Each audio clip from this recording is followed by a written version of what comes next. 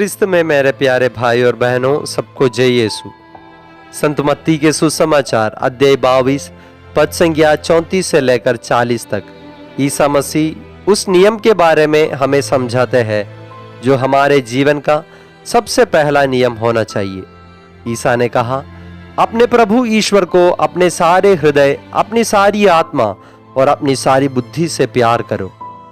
हमारे जीवन का सबसे पहला नियम यही है कि हम ईश्वर को प्यार करें।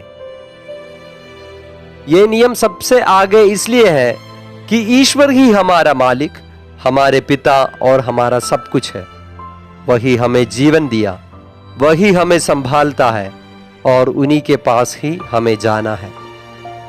इसलिए हमारे जीवन में ईश्वर का स्थान सबसे ऊंचा है या ऊंचा रहना जरूरी भी है।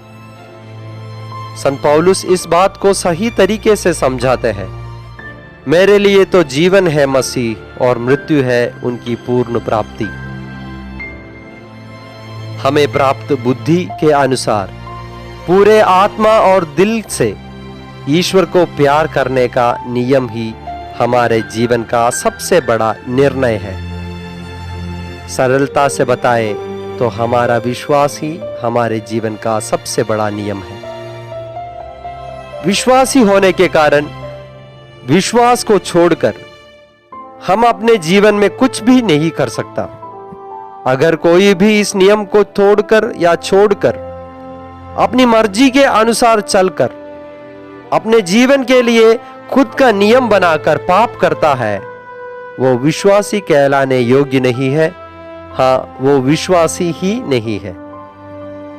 इसलिए हम अपने जीवन में कुछ भी काम करें, कुछ भी निर्णय लें, अपने प्यारे प्रभु ईसा मसीह से पूछ के किया करें, क्योंकि यही हमारे प्यार का निशानी है।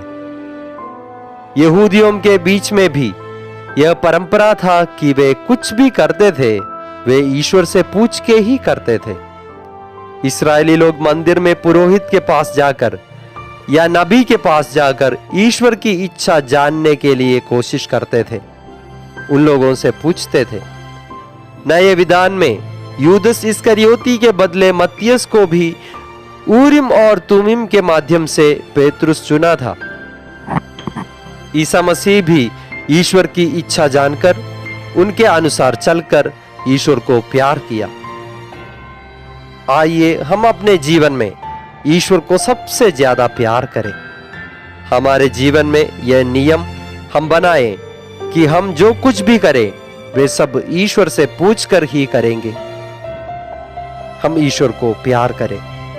संत योहन बताते हैं, ईश्वर की आज्ञाओं का पालन करना यही ईश्वर का प्रेम है। आमीन। सबको जय यीशु।